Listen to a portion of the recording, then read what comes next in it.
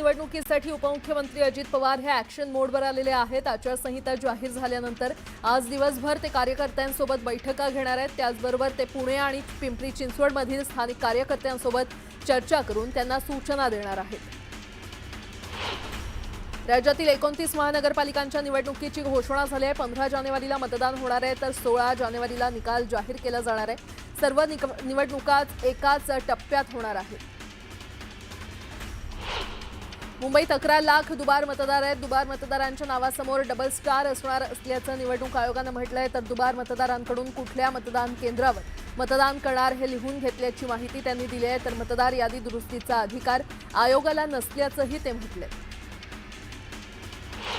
निवडणुकीत काही मतदान केंद्र गुलाबी मतदान केंद्र असणार आहेत। या मतदार केंद्रांवर फक्त महिला कर्मचारी असणार असल्याची माहिती निवडणूक आयोगानं दिली आहे। निवडणूक होणाऱ्या महापालिका क्षेत्रामध्ये आजपासून आचारसंहिता खरं तर कालपासूनच लागू झाली आहे आणि ही आचारसंहिता 29 महापालिका क्षेत्रामध्ये असणार आहे। नामनिर्देशन स्वीकारण्याची तारीख 23 ते 30 डिसेंबर असणार आहे। नामनिर्देशनाची छाननी 31 डिसेंबरला होणार आहे। दरम्यान उमेदवारी माघारीची मुदत 2 जानेवारी 2026 पर्यंत असणार आहे। निवडणूक चिन्ह वाटप आणि उमेदवारांची अंतिम यादी 3 जानेवारीला जाहीर केली जाणार आहे। मुंबई पालिकेच्या जागा वाटपासाठी भाजप आणि शिवसेनेच्या बैठकीचं आयोजन करण्यात आलंय। मुंबईत भाजप 150 जागा लढवण्याच्या तयारीत आहे तर शिवसेनेनं देखील 100 जागांवर दावा केल्याची माहिती आहे।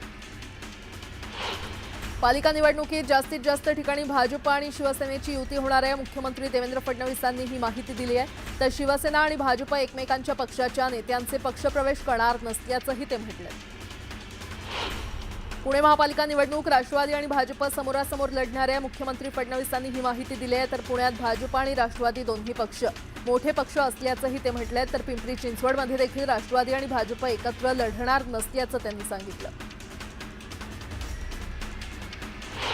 मुंबई पालिकेची निवडणूक काँग्रेस स्वबळावर लढणार आहे। मुंबई काँग्रेसच्या अध्यक्षा वर्षा गायकवाड यांनी ही घोषणा केली आहे।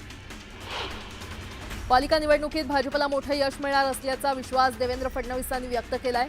तर जास्तीत जास्त जागा भाजप जिंकणार असल्याचंही ते म्हटलंय। मतदार याद्यांमध्ये अनेक ठिकाणी घोळ आहेत ते आम्ही सुद्धा दाखवल्याचं फडणवीसांनी म्हटलंय। तर निवडणुका पुढे ढकलण्याची विरोधकांची मागणी योग्य नसल्याचंही त्यांनी सांगितलं।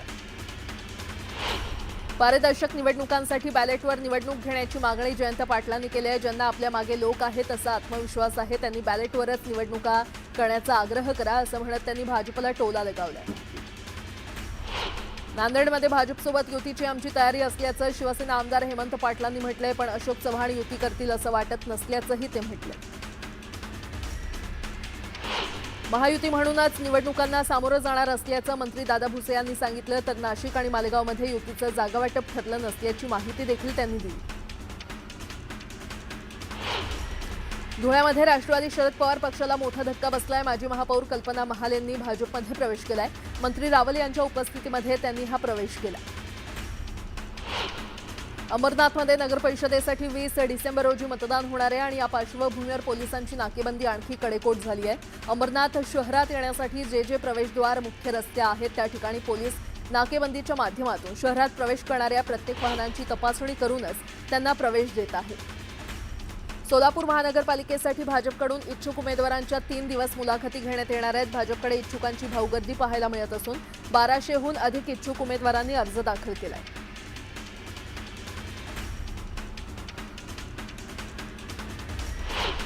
आता एक मोठी धाराशिव पोलिसांनी नोटीस बजावून देखील भूम तालुक्यातील आरसोली पुरण शिवारात रविवारी दुपारी रड्यांच्या झुंजीचं आयोजन करण्यात आलं होतं। अलमप्रभू यात्रेनिमित्त रड्यांच्या झुंजी लावण्यात आल्या। यावेळी 2 गटांमध्ये हाणामारीसह दगडफेकही झाली आहे। या प्रकरणी नगराध्यक्ष विजयसिंह थोरात यांच्यासह 13 जणांच्या विरोधात भूम पोलीस ठाण्यात गुन्हा नोंदवण्यात आलाय। मावळ तालुक्यामध्ये तापमानात लक्षणीय घट झाली आहे। थंडीपासून बचाव करण्यासाठी नागरिक शेकोटीचा आधार घेत आहेत। जुना पुणे मुंबई महामार्गावरील अमरदेवी मंदिर घोरडेश्वर देवालय तसंच तळेगाव दाभाडे सीआरपीएफ कंपाऊंड परिसरात रात्रीच्या वेळी वेश्या व्यवसाय सुरू असल्याच्या तक्रारी वाढल्या आहेत। शिवसेनेच्या शिष्टमंडळानं पोलीस निरीक्षकांची यासंदर्भात भेट घेतली आहे। छत्रपती संभाजीनगर महानगर निवडणुकीचा बिगुल वाजलेला आहे। या निवडणुकीत 115 नगरसेवक निवडून महापालिकेत जाणार आहेत। यंदाचं राजकारण पाहता उमेदवारांची संख्या मोठ्या प्रमाणात वाढण्याची शक्यता आहे। गेल्या 10 वर्षात 4 लाख मतदार वाढले आहेत आणि त्यामुळे कोण भारी ठरणार आणि कोण घरी बसणार हे पाहणं महत्त्वाचं ठरणार आहे. मुंबईतील हवेचा सरासरी दर्जा काल मध्यम श्रेणीमध्ये असला तरी गोवंडीच्या शिवाजीनगर परिसरात सलग दुसऱ्या दिवशी वाईट हवेची नोंद झाली आहे. काल मुंबईच्या हवेचा गुणवत्ता निर्देशांक 119 इतका नोंदला गेलाय. काही दिवसांपूर्वी मुंबईतील हवेच्या दर्जात सुधारणा होऊन हवेची समाधानकारक श्रेणीमध्ये नोंद झाली होती. मुंबईतील महालक्ष्मी रेसकोर्स आणि कोस्टल रोडची मोकळी जागा मिळून एकूण 295 एकरवर जागतिक दर्जाचं सेंट्रल पार्क उभारलं जाणार आहे. प्रस्तावित सेंट्रल पार्कचा आराखडा उपमुख्यमंत्री एकनाथ शिंदे यांच्यासमोर आज सादर करण्यात आला. मुंबईकरांसाठी आजवरचं हे सर्वात मोठं गिफ्ट असून हे या ठिकाणी कोणतंही कॉन्क्रीटचं काम होणार नाहीये. हे सेंट्रल पार्क भूमिगत मार्गानं थेट कोस्टल रोडशी जोडलं जाणार आहे. हिंदी टीव्ही क्षेत्रातील अभिनेता अनुज सचदेवाला मारहाण करण्यात आली आहे. राहत्या इमारतीमध्ये पार्किंगच्या वादातून मारहाण करण्यात आली. बंगूर नगर पोलीस स्टेशनमध्ये गुन्हा दाखल करण्यात आलाय. तब्बल 10 वर्षांनी वसई विरार महापालिकेची निवडणूक होणार आहे. 29 प्रभागात 115 नगरसेवक निवडले जाणार आहेत आणि त्यासाठी पालिकेनं जय्यत तयारी सुरू केली आहे. मतदानासाठी 1400 मतदान केंद्र तयार करण्यात आली असून त्यासाठी तब्बल 6500 कर्मचारी तैनात करण्यात येणार आहेत. धुळेच्या शिरपूर तालुक्यातील मोहिदा शिवारात शेतात काम करणाऱ्या एका शेतकऱ्यावर तरसनं हल्ला केला. या हल्ल्यामध्ये शेतकरी गंभीर जखमी झालाय. तर शिरपूर तालुक्यातीलच पळासनेर शिवारात बकऱ्या चालणाऱ्या एका मेंढपाळावरती तरसनं हल्ला करून त्याला जखमी केलं. धुळ्यात राष्ट्रवादी शरद पवार पक्षाला मोठा धक्का बसलाय. राष्ट्रवादी शरद पवार पक्षाच्या माजी महापौर यांनी पक्षाला सोडचिठ्ठी देत भाजपमध्ये प्रवेश केला. जळगाव महानगरपालिका निवडणुकीसाठी अंतिम मतदार यादी जाहीर करण्यात आली आहे. 27 डिसेंबर रोजी मतदान केंद्रनिहाय अंतिम मतदार यादी प्रसिद्ध होईल. अंतिम यादी जाहीर झाली असली तरी दुबार मतदार शोध मोहीम सुरूच राहणार असल्याचं आयोगानं स्पष्ट केलंय. संभाजीनगर पालिकेच्या निवडणुकांचं बिगुल वाजल्यानंतर आता शहरात सर्वच राजकीय पक्षांकडून युती, आघाडी आणि स्वतंत्र लढण्याच्या हालचाली सुरू झाल्या आहेत. अशातच महापालिका निवडणुकीसाठी छत्रपती संभाजीनगर इथे देखील शिंदे सेना आणि भाजप यांच्यामध्ये युती व्हावी या दृष्टीनं पालकमंत्री संजय शिरसाट यांनी भाजप नेत्यांसमोर प्रस्ताव सादर केल्याची माहिती आहे. रत्नागिरी जिल्ह्यातील दापोली उपजिल्हा रुग्णालयाला आयुष्मान भारतचे महाराष्ट्र राज्य अध्यक्ष डॉक्टर ओमप्रकाश शेट्टी यांनी अचानक भेट देत आरोग्य सेवेचा आढावा घेतला. पाहणीमध्ये रुग्णालयातील स्वच्छता आणि आहार व्यवस्था समाधानकारक असल्याचं त्यांनी स्पष्ट केलं. पुणे सोलापूर महामार्गावर डबल सीट येणाऱ्या दुचाकीस्वाराला तोल जाऊन पडल्यानं त्याचा दुर्दैवी मृत्यू झाला. सोलापूर जवळील बाळे इथल्या टाटा सर्व्हिस सेंटर समोर हा अपघात झाला. मेक्सिको देशामध्ये भीषण विमान अपघात झाला. एक छोटं खासगी विमान कोसळून 7 जणांचा मृत्यू झाला. अपघात इतका भीषण होता की विमानाचं लँडिंग होताच परिसरात आग लागली.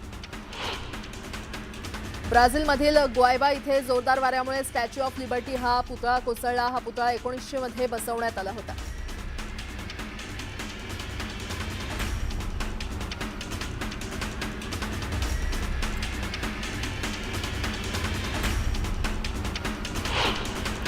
आता एक मोठी बातमी. महापालिका निवडणूक जाहीर होताच शिवसेना आणि भाजप कामाला लागलेले आहेत. सर्वच राजकीय पक्षांनी बैठकांचा धडाका सुरू केलाय. जागा वाटपासंदर्भात आज मुंबईत महत्त्वाची बैठक होणार आहे आणि या बैठकीत मुंबईतील जागा वाटपावर देखील चर्चा होण्याची शक्यता आहे. मुंबई महापालिकेमध्ये भाजपकडून 150 जागांचा दावा करण्यात आला आहे तर शिवसेनेनं देखील 100 जागांवर दावा केल्याचं बोललं जात आहे. त्यामुळे अखेर कोणत्या पक्षाला किती जागा मिळतात हे पाहणं महत्त्वाचं ठरणार आहे.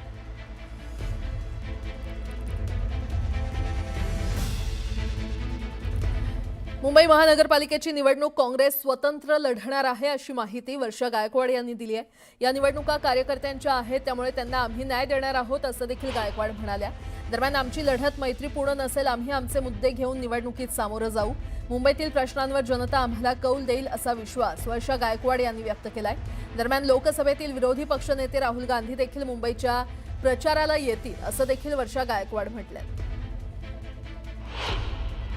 आम्ही स्वतंत्र निवडणुका मागील काळामध्ये सुद्धा लढलेल्या. मागे सुद्धा तुम्ही बघितलं असेल मुंबई महानगरपालिकेच्या इलेक्शनमध्ये आमचाच पक्ष असा होता की सगळ्या ठिकाणी त्या ठिकाणी इलेक्शन लढण्याचं काम केलं होतं. यावेळी सुद्धा कार्यकर्त्यांची इच्छा आहे पूर्णपणे या विषयावर चर्चा झालेली आणि त्यामुळे आम्ही स्वतंत्र इलेक्शन लढणार. पण जे आमचे समविचारी पक्ष असतील त्यांच्याशी आम्ही येणाऱ्या काळामध्ये आता चर्चा करू आणि इलेक्शनच्या तयारीला आम्ही लागलेलो आहोत आजपासून.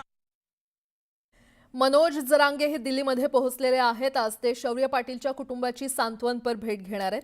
शौर्य पाटीलनं शिक्षकांच्या जाचाला कंटाळून जीवन संपवलं होतं आणि भेटीला जाण्यापूर्वी ते दिल्लीमध्ये महाराष्ट्र सदनमध्ये असणार आहेत. सोमवारी दिल्लीमध्ये दाखल झाल्यानंतर त्यांनी महाराष्ट्र सदनामध्येच मुक्काम केलाय. पुन्हा एकदा बातम्या वेगवान स्वरूपात.